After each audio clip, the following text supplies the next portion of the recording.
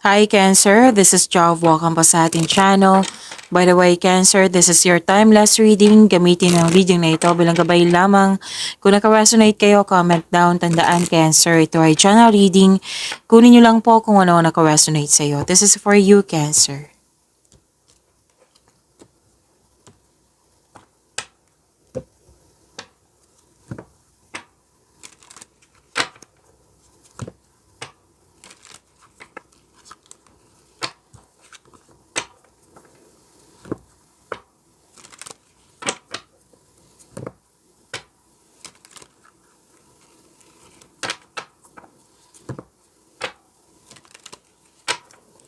Para po ito sa iyo, Cancer.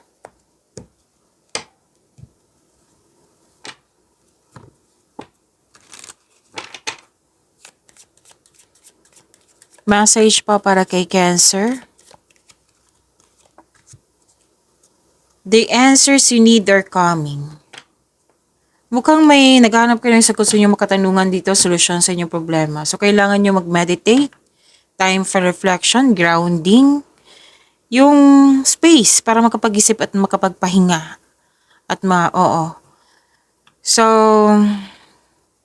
parating na po yung sagot sa inyong mga katanungan, solusyon sa inyong problema. Okay?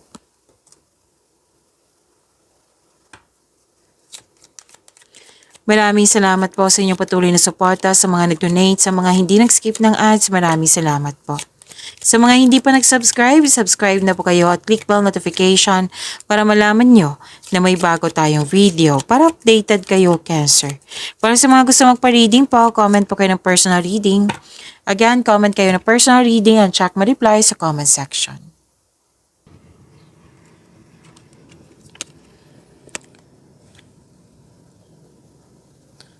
Okay, Cancer. May dumating na news or information or di kaya project or opportunity na bibigyan mo siya ng agarang action or reaction. Pwede excited ka. Kasi may nararamdaman akong excitement po, Cancer. Tapos pwedeng may makakatanggap kayo ng bisita or kayo ay may balak na bibisitahin.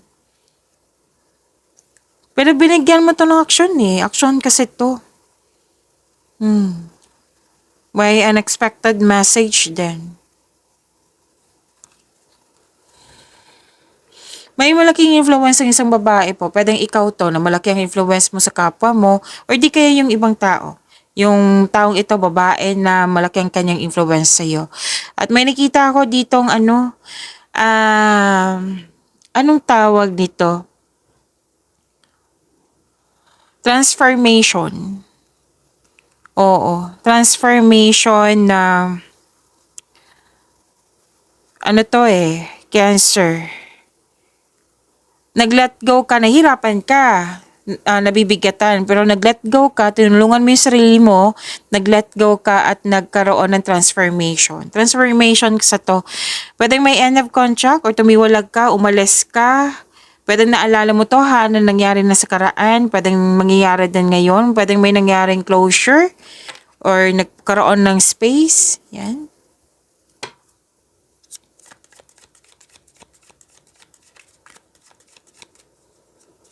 Energy po ni Cancer.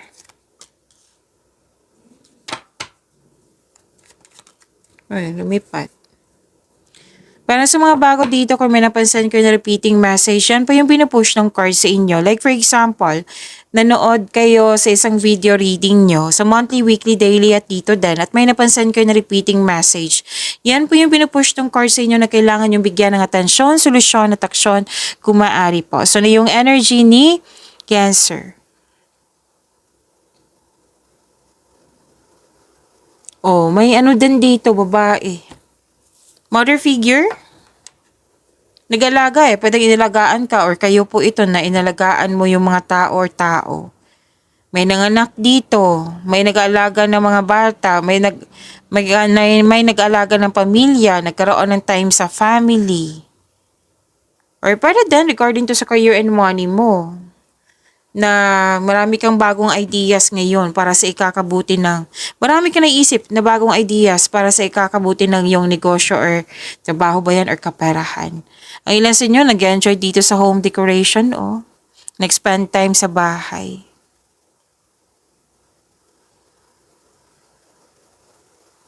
Granted yung manifestation mo. Wow, solid beginnings.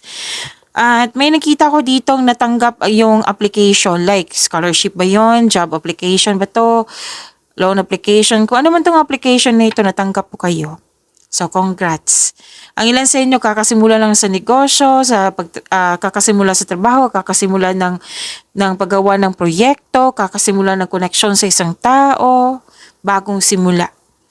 Maging bukas po kayo sa mga advice ng mga nakakatanda sa iyo.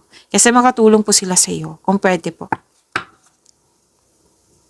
You're very focused sa mga ginagawa nyo na hindi nagmamadali. This is good.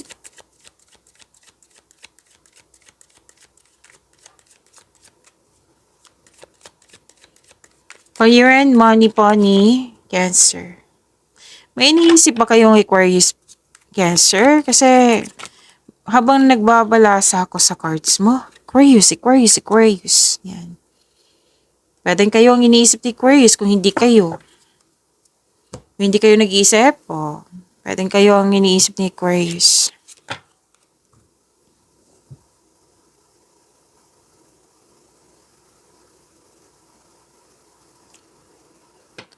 Okay, may nakita ko dito loss of connection, loss of things, or loss of opportunity, or loss of things nga. Pwedeng nangyari na ito na kailangan mong i-let go. Okay? Loss of connection. Di ba may sabi ako dito naman na may tumiwalag, umiwas. Nag-clarify siya dito. Pero huwag kayong mag-alala, may new direction May new direction po sa inyong career and money. Which is good, di ba? New direction yan eh. You have to move forward.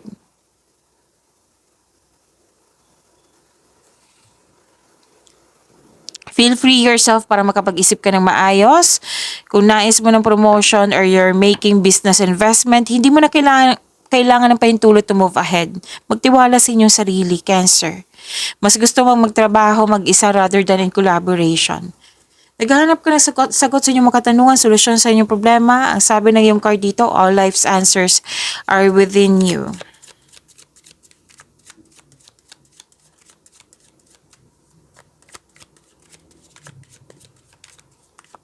Love life, self-love, partnership, and romance, Cancer.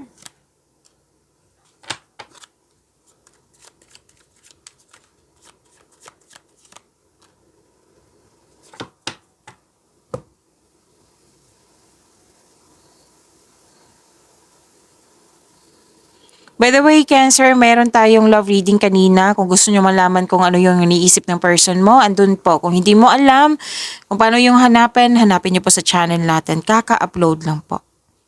Basta huwag nyo lang kalimutan mag-bell notification kasi para malaman mo na may bago tayong video.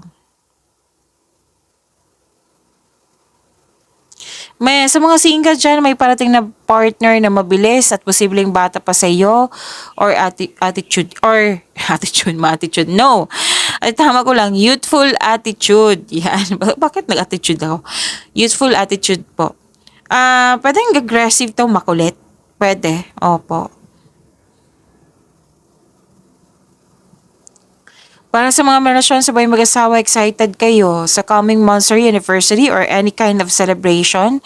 Actually, nag-uusap kayo dito na about sa improvement sa inyong relasyon. Like for example, dating maliit na bagay, nag-aaway na kayo. Ngayon, hindi na. So, na-appreciate nyo po yung development ng inyong relasyon.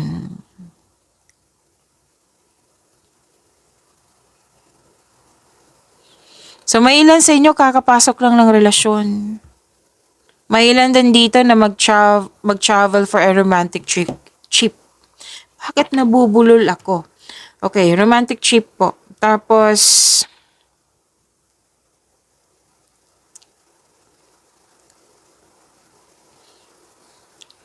okay, so this is sa mga single, ideal type kasi to eh. Ideal type nyo is stable, grounded, and trustworthy. So, nag-iisip ka.